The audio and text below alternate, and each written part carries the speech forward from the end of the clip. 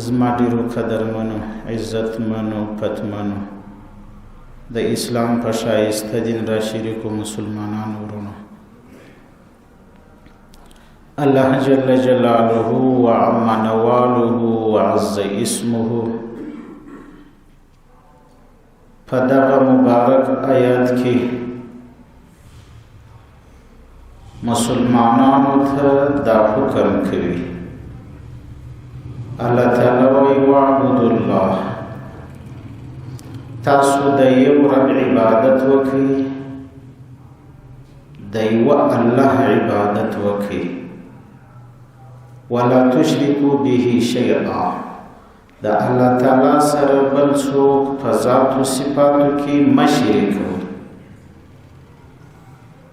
وبالوالدین احسانا، الله تعالی وایي تاسو د خپل مور او پلار سره نیکی کوئ، ښه کوئ، اخلاق او د دې حقوق ور ادا کوئ. وبذي القربى، الله تعالی وایي تاسو د هغه کسانو سره چې خاوندان د قرابت دي د هغو سره ښه کوئ. والیتاما، الله تعالی وایي د یتیمانو سره ښه کوئ. والمساکین، د مسکینانو سره ښه کوئ.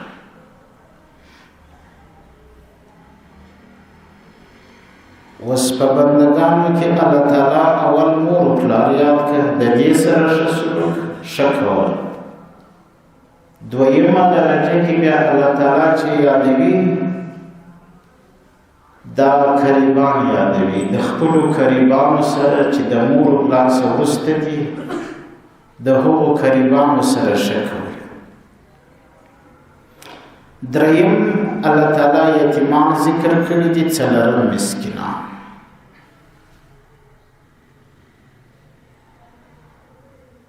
د یتیمانو سره شفقت، مینه، اظهار کول. د شفقت او د ترحم گزاره د یتیمانو سره کول. د مسکینانو سره الله تبارک وتعالی دې موږ تاسو وساتي. بعضی خلک داسې وي چې یو څه یو وصف پیدا کړي، یو کمال پیدا کړي، بیا دا د مځکې سر په سترګو نه ویني، دی چې وایي زه سو نه یې ته دوکه کېږه ما. بعضې خلک بیا داسې خواکړک وي، مسکینان دا شمړې یو څو روپۍ چې پیدا کړي، دی چې وایي زه سو نه یې ته. بیا مسکین ته سلام راشي، نه ورته ګورې هم نه، بس دا سره کوي مخکې یې خواته ګرځول. دی څه شي پیسې لري، پیسې مستعمل حق ټوله زموږ په یاد دي که نه. دا تیرو پیښو د هغه چا په مخ کې سړی کوي چې د وخت څه یو څه د هغه اما ولیکن چې دا د پرون د ورځې پورې موږ ته پېژندوي چې درته خواړه ونه رسه. نن دې یو 5 روپۍ د بل په ملک کې غلا کړي، یا دې په یو دوکه و چم و خیانت راوړې، اوس دې بیا ځان ته دونه غټ سړی وویله درته وړاندې کښته موټر، دا به سبا در بل لاندې روانې د خیر. درته وړاندې زمانه، دا به سبا در بل لاندې د خیر. شیوا په دواړو مخو. وتلک الایام نداولها بین الناس، الله وایي دا شپې ورځې موږ ګرځو راګرځو. دوکه کېږه مه. بعضو خلکو ته چې کله قدرت په لاس ورسي یا یو بل شی په لاس ورسي، نو بیا دی چې وایي زه سوم ظلم شروع کړي. د هغه ظلم انجام خراب دی ګوره. بیا به ستا در پوستکي هغه خیږي، دا یاد ساته، یا په دنیا کې یا په آخرت. ډېر هوښیار اوسېدل پکار دي، خپل ځان که چا وپېژندوي. من عرف نفسه فقد عرف ربه، که دې خپل ځان وپېژندوي الله پاک دې وپېژندوي، که دې خپل ځان نه وپېژندوي الله نسي پېژنده. دې سر کې چې سړی سوچ وکړي چې په دې سر کې مازغه دي او څونه شیان دي او څونه لارې الله پکې لګولي دي. الله پاک په سر کې داسې لارې لګولي دي خلاصې کړي دي د دې ژبې ناوړه هر چا ته خوند ورکوي، خو لیکن د پزې د لارې چې کوم شی راځي هغه بیا هر سړی ورځي. غوږو ته که چېرې سړی لاس ورکړي یو خاشه بل ته دا زما د سر غوږ خیره خو لږ وخوره خوري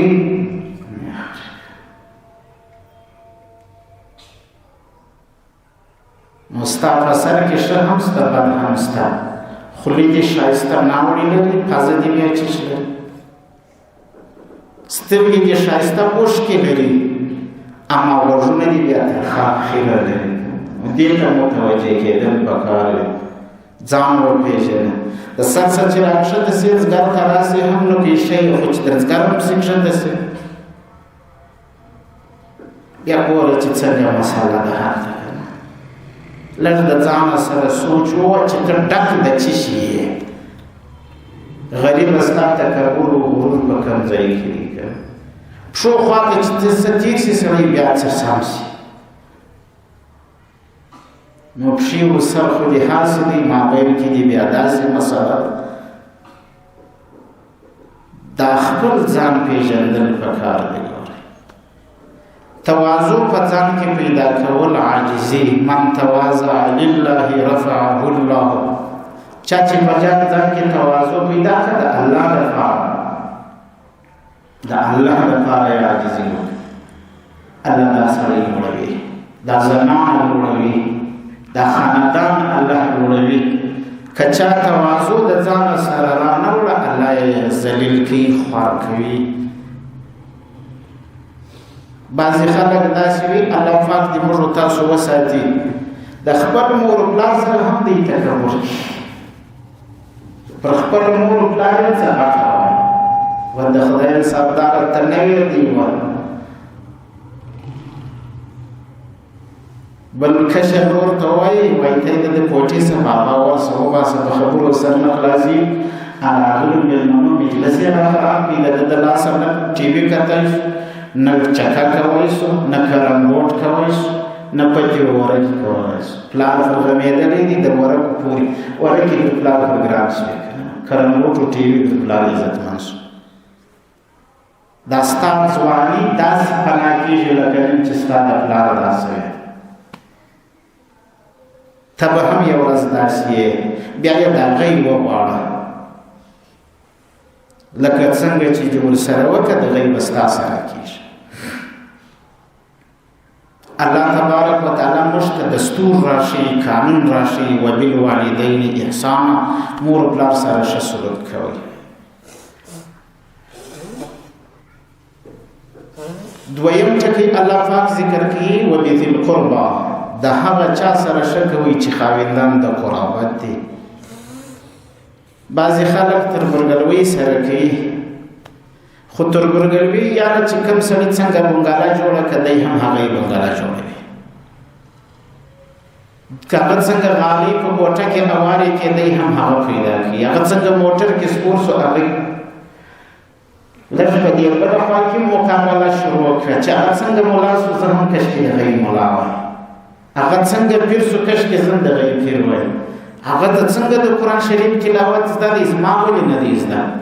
زموږ د زمانې خلک په دې ظاهري شیانو کې مقابله کوي، خو دا د صفت په شیانو کې مقابله نه کوي. بنګاله دا چې بنګاله خو ته قرآن شریف وګوره، فرعون ډېرې غټې غټې بنګالې درلودې، قارون در دې غټې درلودې، ګردې الله په مځکه ورسره ونیسته. دې شیانو ته کتل نه دي پکار، هغه شیانو ته چې مقابله باندې ارزي هغه دین وي، دیندارۍ ته کتل پکار. حضرت علی کرم الله وجهه دا د خاندان نبوت د کورنۍ دی، ګوري د حضرت رسول الله صلی الله علیه وسلم د اکاوی پیغمبر علیه الصلاۃ والسلام ورته اعلان کوي ای علی په الله قسم چې ستا پر لاس باندې یو کس هدایت ته ورسیږي، یو کس ایمان راوړي، دا د سرو اوښانو ترګلو چې دا د مځکې سر راته ډک کېده راته محبوب دی حضرت رسول الله. ما او تا ته هم الله پاک عقل راکړی دی، لږ د سوچ د هوښ کار اخیستل پکار دی، لږ ځان ته کتل پکار دی، د هغه چا سره مقابله وکړه، سیالي ورسره وکړه، ځان پسې ور ورسوه چې د هغه پر لاس باندې نړۍ بیعتونه کښېنه. ستا تاریخ یې لوړ کړي، د مسلمانانو سترګې یې لوړې کړي. کافران یې په پښو کې سر غورځوي، کافران یې بدن ته لاس رسوي. د سیالۍ وړ خو دا خلک دي چې د ملکونو کافران غواړي چې مازې داسې دا کالو ته لاس وروړي. د دنیا ټول خلک ټول دا مني چې دا خلک هم واقعي مسلمانان دي، هم حقیقي مسلمانان دي، هم ظاهري مسلمانان دي، هم قوي مسلمانان هم دا نړۍ دا اعلان کوي. هم د دې سره سیالي وکړه، ته هم راپورته شه خو ځان ته مسلمان وایې، بیا ځان ته تاریخي پښتون وایې که نه. ستا پر لاس باندې ولې یو چا بیعت ونه کړي د اوسه پورې، همدغو نه پېغور بس دی. تا ته ولې دنیا نه راټولېږي چې دې ته دنیا ټوله ده، ټوله دنیا ورته سلامي کوي. هغه څوک ورته سلامي کوي چې هغه د ده پر سر باندې واکمن. دا ولې دا الله پاک دا حالات بدلوي. ګوره ما ورته ته دا راشي چې تیر نه وځي، عاجزي په ځان کې پیدا کړه، د قدرت څخه غلطه استفاده ونه کړې. که نن د دنیا کې ځلېږي، که د خپل مسیر نه واوښتې خدای نه کرده، بیا به په دنیا کې رسوا کېږي، په دنیا کې به رسوا کېږي. بهرحال یو څه خلک داسې وي چې هغه په دې خپل مسیر باندې نه پوهېږي. دا د اسلام دین بار ما ویلي دي، په کلونو مې دا وینا کړې ده، عزت په اسلام کې دی، عزت په اسلام کې دی، عزت په اسلام کې دی.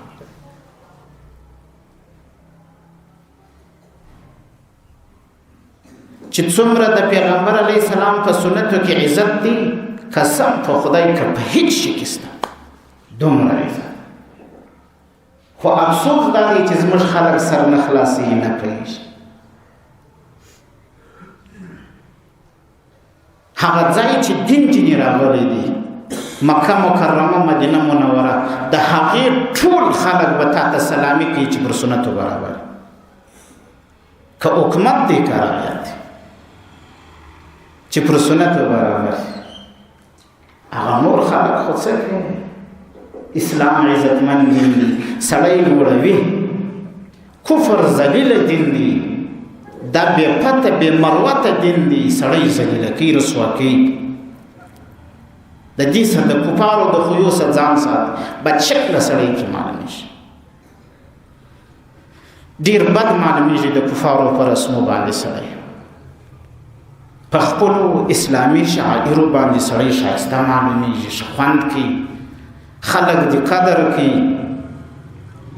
کم چا چې مسلمان وي د کافر شوی کړي چې ولاړ سي خارجي ملکو ته، ولاکه سوچ نه خلک یې بندي چې دا دی چې د انسان په سترګه نه ورته ګوري. سره یې غواړم مسلمان شوی هم د ورسره کوي، اما کوم څوک چې د رسول الله پر طریقه دی، پر هغه باندې د میډیا جوړېده ولاکه کېږي، په زرهاوو انسانان پر ازغی. وجه څه ده؟ په دې کې د رسول الله سنت شته. دا د اسلام دین سړی دونه ښایسته کوي، دونه یې لوړوي.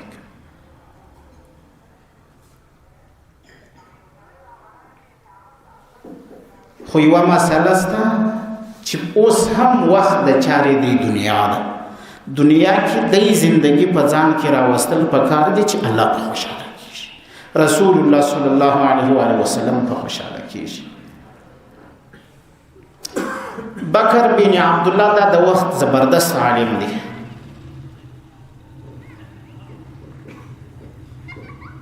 حضرت علامه امام غزالی په احیاء العلوم کې دا مسله راوړي. و یو سړی و دا د باچا سره به ډیر کښېنستی و ولاړې دی.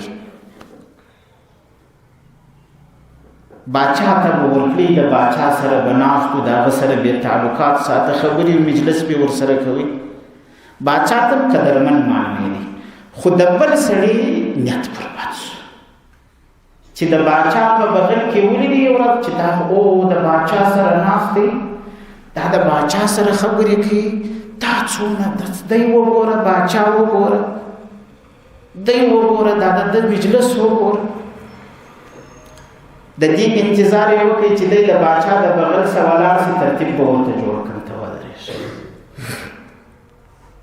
سړی غریب ټینګ عقیدوي مسلمان دی کلک سړی دی پر خپل وقار باندې پر خپل ثقافت باندې ډېر ټینګ دی.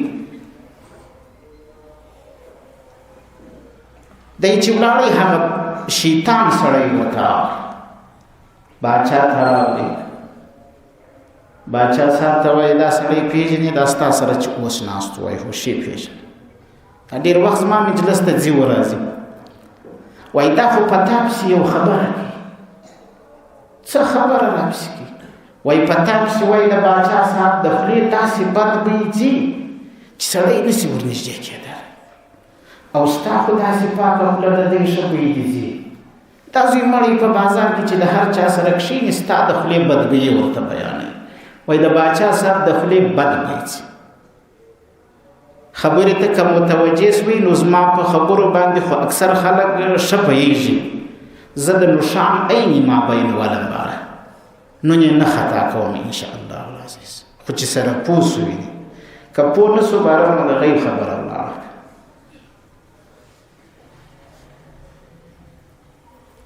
دا حسدګر خلک نه دي بردې مځکه تانګه شي یو شی وویني پر دی د ویې وسوځي چې دا څه مسله پېښه شوه. واه پاک سوچه مومن مسلمان هغه نور دلاواره سي نور راګوړ سي نور الحمدلله چې مسلمانان الله په نړۍ کې وځلول هغه خوشحاله سي. حسدګر بیا دا د خپل حسد د وجې په کور کې اور اخستی موتو بغیظکم مړه سي په دغه خپل حسد باندې.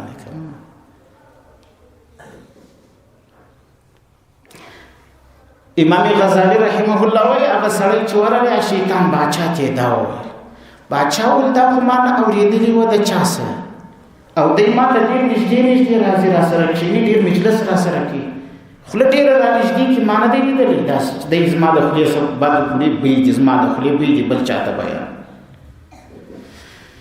هغه ورته وویل زه به نوشانه در وښیم دی چې ستا سره خبرې کوي پر خوله دی لاس نیسي دا لاس ولې نیسي دا د دې علامه ده چې دی پزه خوله پټوي ستا د خولې د بدبویي د وجې په دغه باندې.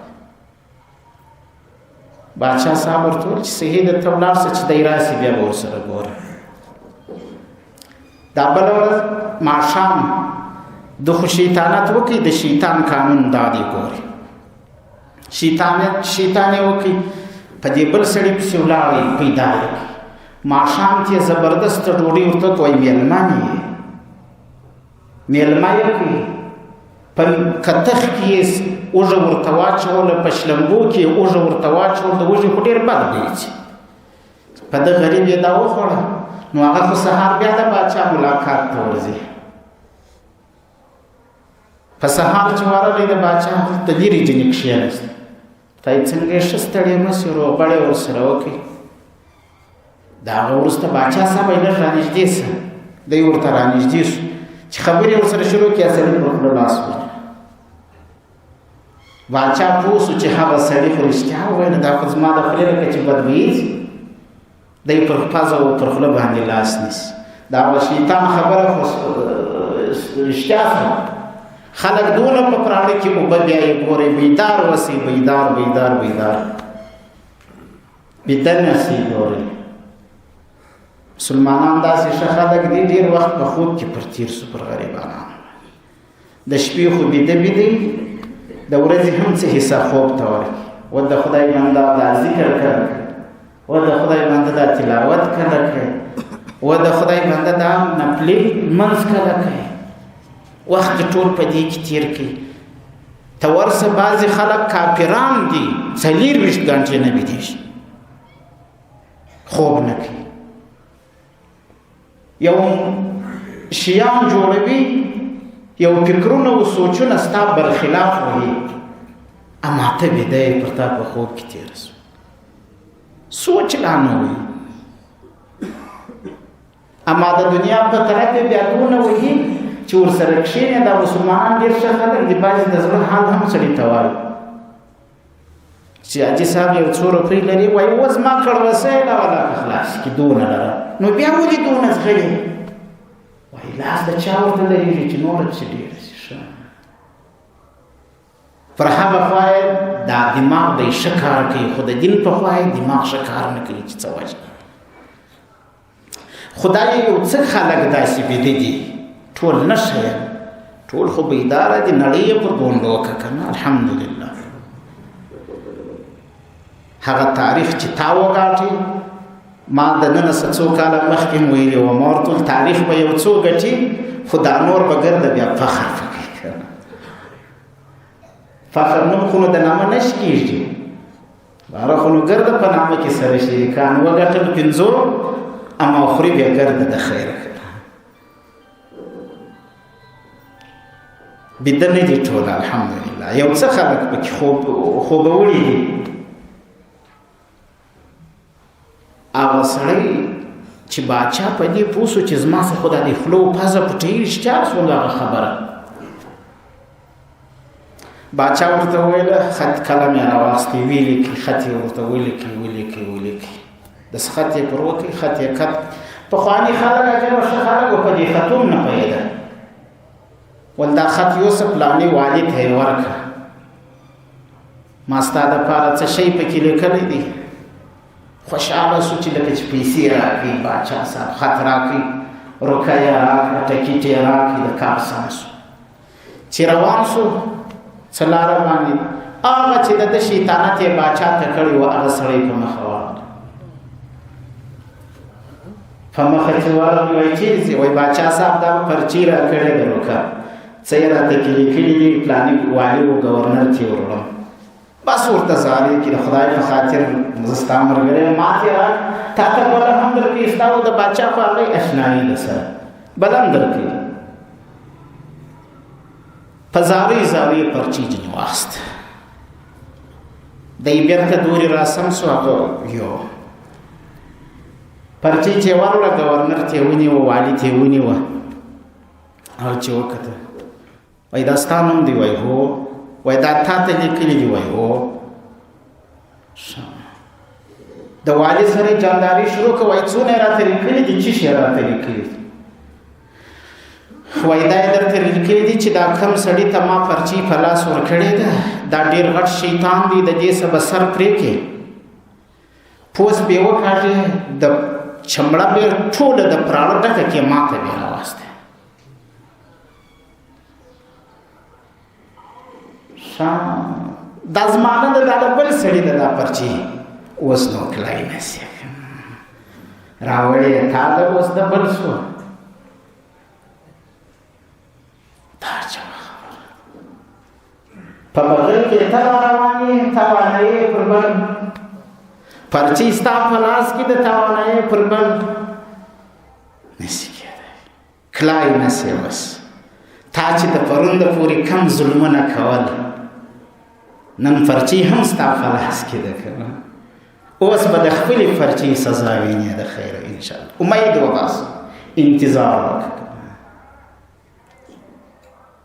لاس تړلی راغلی کنه لاس تړلی څونه کلونه مخکې مې درته نارې کې د خدای په خاطر مه کوه د خدای په خاطر مه کوه د خدای په خاطر مه کوه مسجد مه ورانوه مدرسه مه ورانوه خپل کلیوال همسایګان مه په عذابوه د مسجد امام و طالب مه شهید کوه څونه نارې مې درته ووهلې، نن هغه ستا سربرایان چې لاس تړلی ورته پرېښودی، دی پښې سپکوي. دا ما مخکې نه وه ویلي، نارې مې وهلې مه کوه مه کوه. خو اوس هم د خدای په خاطر د هغه ستا ملګری ستا ځي، خو ستا وکلي ته هغه څوک راځي چې ستا پر کلي پخوا هم امام و، ستا په مسجد کې هم امام و، ستا د کور ډوډۍ هم خوړلې ده، هغه سړي یې وارې بیا غېږ پراخه کړه، وایي عفه د عمومي راځه. د دې خلکو لمن ډېره غټه ده، بیا درته عفه کوي سره د دومره ظلم، بیا هم عفه کوي. بیا که دې نو اسلحه پر مځکه نه وغورځول، بیا به د دی سزا مستحق یې، لکه ستا پلار چې ولیده، لکه ستا بادار چې ولیده، او د غیب یې غورځه یې د خیره ده. شک مه کوه ته دې مسله ده. کلای نسې لاس تړلی شوې، چیرې به ځې؟ چا چې لاس وتړی سي بیا پر کومه خوا کلی سي؟ خو موږ د پیغمبر علیه السلام امتیان یو، په زړو کې رحم لرو، په سینو کې شفقت لرو. یو وارې بیا د ترحم دروازه خلاصه ده، د شفقت دروازه خلاصه ده. هغه میل چې ته ماپولې د خدای په خاطر، دا پر دې کافر واړه، هغه سره مخالف څه چې ظالمه 20 کاله دې دوکه کړم، نن ولې پښې سپکوې؟ څه کور دې خراب دی؟ ما ژوندی په لاس ورکوې؟ راواړه ومیل ولاکه روغ راسه ولاړ سي. باید دغه ډوسه یو درسه ونیم سي چې ورکې په لاس دی درسه ځي. دونه اشنایي سړی سره کوي. در پرون د دې پښې مچولې تا پر ده پیره کوله، نن دی درسه ولاړی چې لاس تړلی فرېښ شوی. او دا هم ورته وایي دی په دار که اسې په دار که. خو هغه څوک چې د دې سربرایي کوي، د اسلام رهبري کوي، 100 آفرین پر داسې چا، هغه یووالې بیا درته د عفو اعلان. زما غږیږ خلاصه ده راځه، زما لمن پراخه ده راځه، راځه د اسلام کلمه وایه راځه. دا خو د شفقت خبره ده، دا خو د وسیلې خبره ده. تا دی د واکه هم واچاوی بمباردین پر شروع کی، دی تا د واکه هم نه اچي وای داسې راس. عجیب خبره ده. هغه سړي څه خط په لاس کې دی چې ورته ویې وایي، او والي ورته وایي نور کلی نه سي. سړی یې راوغوښتی پرېویستي، سر یې ځینې پرې کړي، څرمن یې ځینې وایستل، د پراړه یې ډکه کړه، باچا ته یې ورواستو. خط نه کوي، خط باچا ته چې څرمن ورواستول، هغه سړی چې هغه پرچې ورکړې وه هغه هم ورلی هغه باچا ته دواړه د چمړه د پراړه ډکه، هغه خط چې د په لاس ورکړی هغه هم هایه دلته ورته کښېښو. یا سړی ورلی ورته وایي ته خط څه کوي؟ وایي خط خو هغه سړي زوی مړي راسره واخیستی، دغه یې په زور باندې زارې یې کولې، خط راکه خط راکه خط. ما چې خط ورکړ یا پرچې مې هغه ته ورکړه، هغه یو.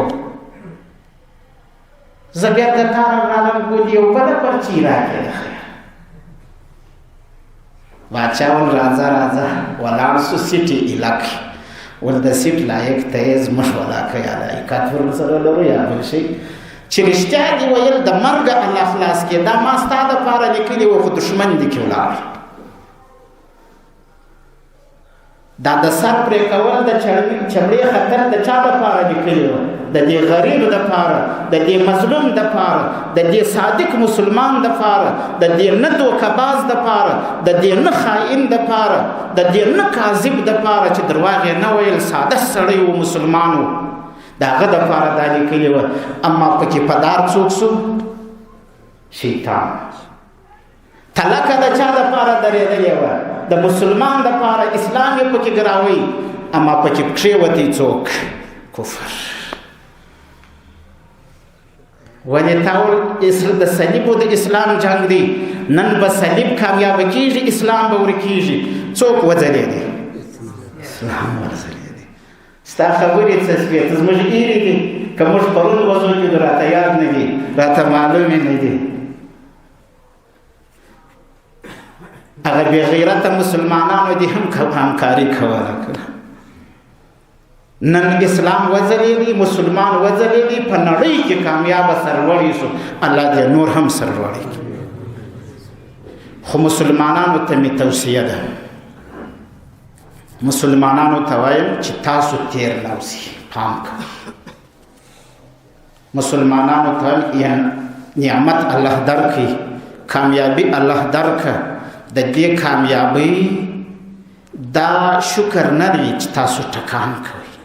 د دې کامیابی او د دې نعمت شکر دا نه دی چې تاسو رقصونه اوس روزونه اورئ. نه، تلاوتونه وکړئ، ختمونه وکړئ، ذکرونه وکړئ، لمنځونه وکړئ، روژې ونیسئ د الله په خاطر. په نړۍ کې مسلمان وځلېدی، کلمه شریفه نن په دنیا کې لوړه شوه، لا اله الا الله محمد رسول الله. او زموږ خوشحالي هم دا ده چې کلمه شریفه لوړه شي. نور که یو سکند په دنیا کې ژوند نه یې هم بیا پروا نه لرو.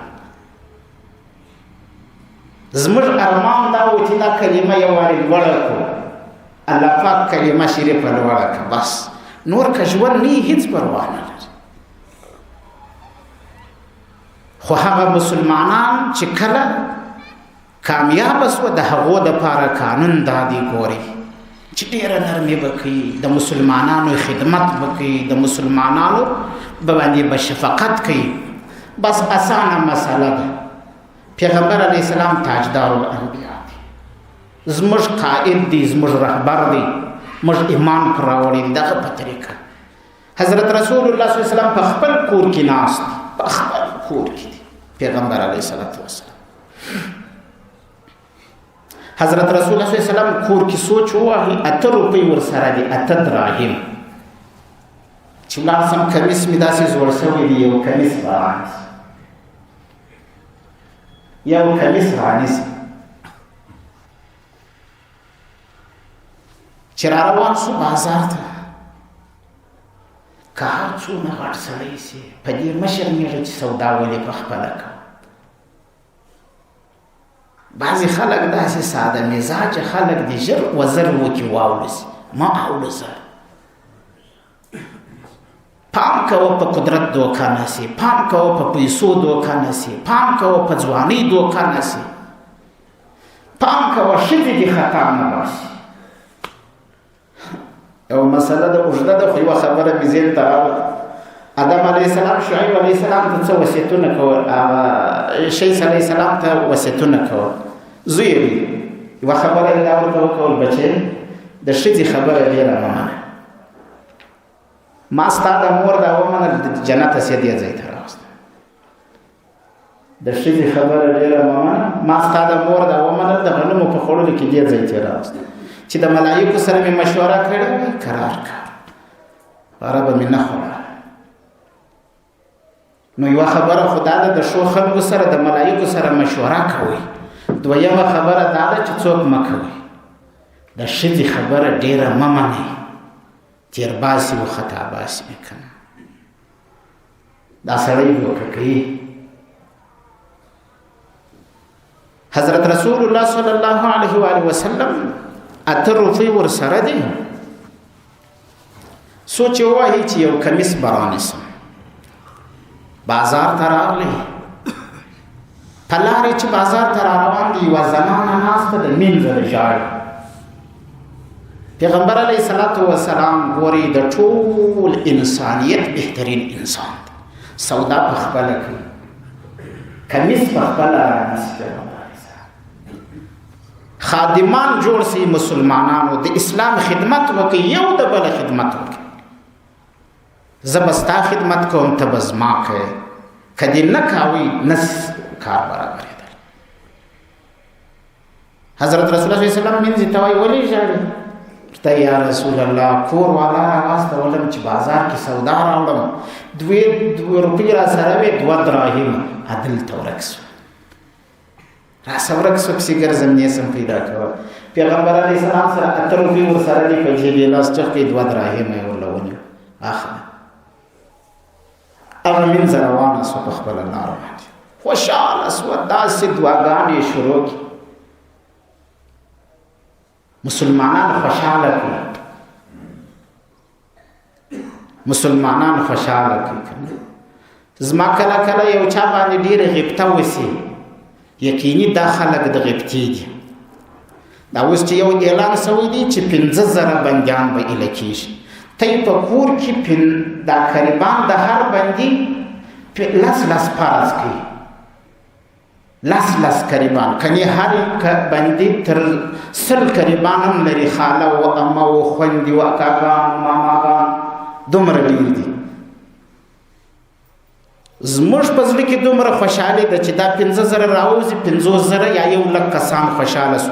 دا 1,00,000 کسان چې یو وارې دې کس ته دعا وکړي چې دا چا زموږ بندي را ایله کړی دی، یا الله جنت ورکړي، او که یې د شا کمه کوي.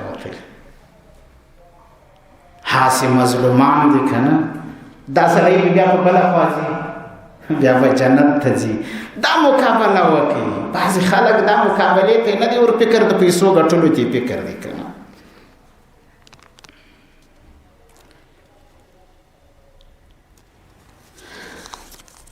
دا مسئله ده چې مسلمانانو دپاره یو کېدل پکار دي، مسلمانان یو بل خوشحاله کول پکار دي.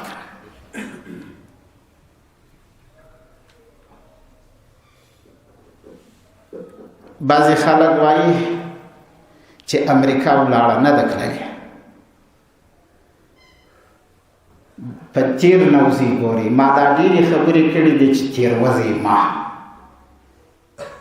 14 میاشتې به امریکا به وي، مسلح به اوسېږي، چمتو اوسي په خپلو ځایو کې. وایي د عسکرو سره جهاد څنګه دی که نه. دا امارت چې راپورته سو، دا د امریکې په مقابل کې راپورته سو، که د شر او د فساد په مقابل کې راپورته سو؟ نو خو هغه شر او فساد خو به یې که نه.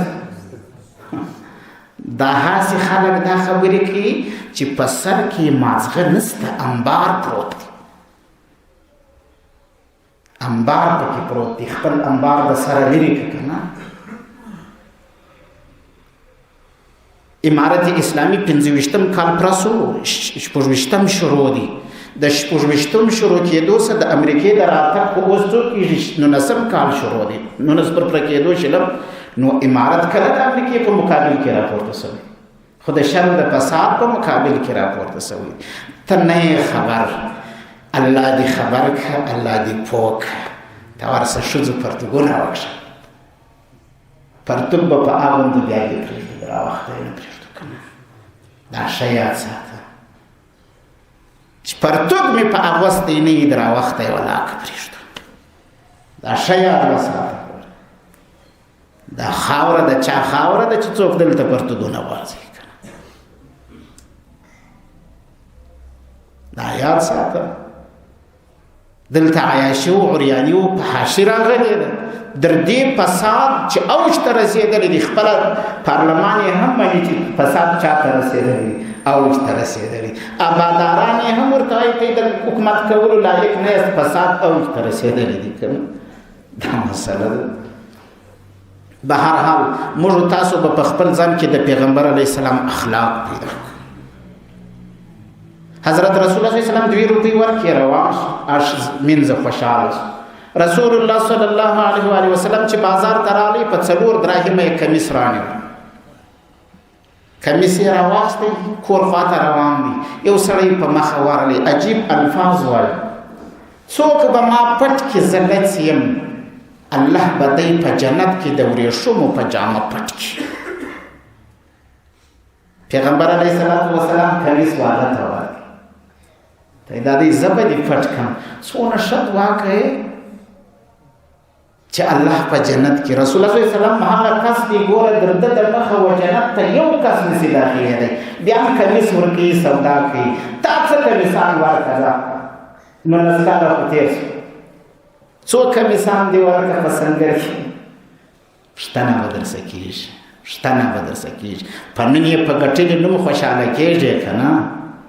نوم خو لالا راوګاټې، فخر به زما او تا هم ته کوو که نه؟ د لالا یې کور ودان، نو زما او ستا دپاره خو یو څه کول پکار دی که نه؟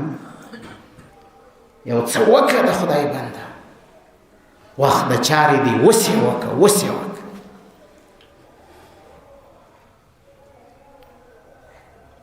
الحمدلله چې داسې لالاګان لرو، دنیا یو ماته کړه که نه. که هغه منظر تاسو لیدلی وای چې امریکا څومره پر ګونډو ده، څنګه په ټوټو سترګو ده، قسم په خدای که د سړي یا ژړا درېده یا اواز درېده چې څومره ماته ده دا امریکا. الله پاک داسې ذلیله دومره الله په شرمونو وشرمه.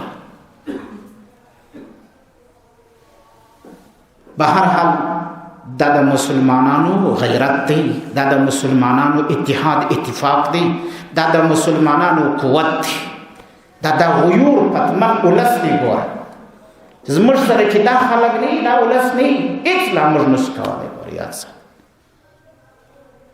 هم د دې قهرمانانو، د دې مسلمانانو، د دې غیورو افغانانو د دې دغه باغیرته باشهامته کردار دی چې د مجاهدینو سره وکړي، الله نصرت ورله راوړي.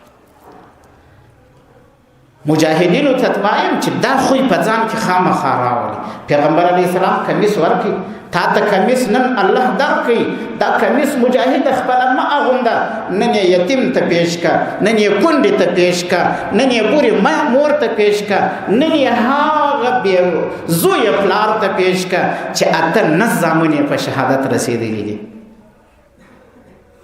د خدای په خاطر باندې ورحمېږه. ولس دې ډېر کمزوري دي. ګوره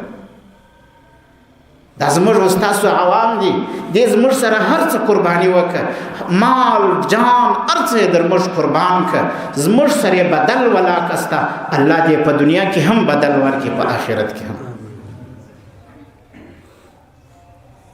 حضرت رسول الله صلی الله علیه وسلم کمیس ورکړي، چې کله کمیس ورلره ورکړي هغه سړی خوا یې غوندې خوشحاله سو. پیغمبر علیه السلام بازار ته راوګرځېدي، په 2 روپۍ ورپاته وې، په هغو یې چې را روان سو 2 روپۍ باندې کمیس رانیوی راوایستی. چې را روان دي د بازار راوتي، ناوخته هم سو، مازدیګر ټیم دی، هغه زنانه ناسته ده، یوه زنانه ژاړي. پیغمبر علیه السلام ورته ودرېدي، ولې ژاړې؟ ولې ژاړې؟ ورته د کوره څه ډېر وخت کېږي چې راوتلی یم، په یو کار پسې استولی یم، اوس که ورسم هغه کور والا مې وهي، زما سرداران ما وهي، زمین زیم، کور ته نسم تللی، کور ته نسم تللی. پیغمبر علیه الصلاة والسلام ورته وایي درځه، زه به در سره ولاړ سم، زه به ستا مراکچي سم. څومره خوی په ځان کې پیدا کړي. ګورې یارې هلته 2 روپۍ و هغه منځې ته ورکړي چې ځینې ورکې وې، په 4 روپۍ کمیس رانیوي، هغه لڅې په پټ کړي. 2 روپۍ بیا کمیس رانیوي چې را روان دي، په لار کې زنانه ناسته ده ژاړي، خپل کور ته خپلو سردارانو ته منځه نسي تللی، ځینې بیریږي چې وهي رسول الله ورله راوالوست. چې ورښکاره سو پیغمبر علیه السلام دلته یو څه ټولې ښځې ناستې دي. نبی علیه الصلاة والسلام ورته السلام علیکم ورحمت الله، ښځو قرار جواب ورکړي. بیا یې ورته السلام علیکم ورحمت الله، بیا یې قرار جواب ورکړي. 3یم وار چې ورته السلام علیکم ورحمت الله وبرکاته، ښځو ورته وعلیکم السلام یا رسول الله. نبی علیه السلام وایي دا 3 واره ما تاسو ته سلام وکړي، دا 2 واره جواب مې ولې نه راکوئ؟ وایي یا رسول الله تا موږ ته څنګه ښه دعا کول، السلام علیکم ورحمت الله وبرکاته. نو ځکه موږ دا ویل چې بار بار دعا راته وشي، بار بار دعا راته وشي، نو هغه مې د دې لپاره مې قرار جواب درکوي. ورته وایي دا ستاسو مینځه ده؟ ورته وایي هو. وایي د دې دپاره پر ځای چې تاسو دا وځوروئ، په تکلیف یې کوي، زه په مرکه راغلی یم، دا معاف کړي، مې وهئ، چې ستاسو بې امري کړې ده معاف یې کړي، معاف یې کړي. هغه ښځو ورته ویل یا رسول الله موږ معاف کړې ده. پیغمبر علیه الصلاة والسلام ولاړ دی، هغه زنانې مینځې ته وایي معافې کې هغه زنانو راغږ که ورته یا رسول الله چې ته ورسره راغلی د دې بدل به چش درک د دې بدل دا دی چې دا آزاده هم ده مجاهدینو ته مې خواست و درخواست دی چې زموږ د اولس سره داسې کردار وکړي لکه رسول الله چې د مسافر لت سره وکړي کمیس په واغوندي سخت کړېدلی اولس دی سخت زورېدلی اولس دی سخت بیچاره اولس دی د سر پر لاس تېرولو سړی پر سر باندې نه لري همدا تاسو یاست کمی پر تیر کړي د الله په خاطر د دې مسلمانانو په سر باندې لاس تیر کړي ډېر کړېدلی دی دا اولس او د فخر رسول سیدنا حضرت رسول الله صلی الله علیه وسلم امتیان یاست د هغه په واسطه باندې کچيري بعضی مجرمینو سخت جرم کړی وي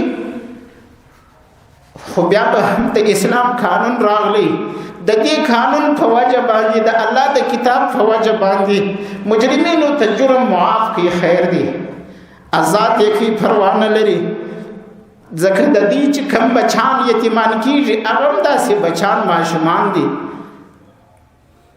او د دې خلکو چې کم کردار دی دا زموږ که څنګه خبره وي د یتیمانو په خاطر باندې موږ هم ډېر یتیمان لرو موږ هم ډېرې کونډیانې لرو بس هم هغه خلکو ته وایي چې په مخالف سب کې دي د الله په خاطر دا سب پرېږدي د خپلو وړو ماشومانو ته وګوري د خاورې ته وګوري د ولس ته وګوري آخر تاسو لاس تړلې په لاس ورکړي ولې ځان ځوروي ولې ځان په تکلیف کوي مجاهدینو ته مې درخواست دی چې د الله په خاطر ترحم وکړي د شفقت نه کار واخلي هغه څوک چې تاسو ته اسلحه کښېږدي هغه څوک چې تاسو ته ملک کښېږدي هغه معاف کړي که مجرم هم دی تاسو معافي ورته وکړي موږ به د الله څخه معافي ورته وغواړو الله به معاف کړي الله تبارک وتعالی دې چې څومره مسلمانان په تکلیف وي الله دې په استراحت کړي چې څومره مسلمانانو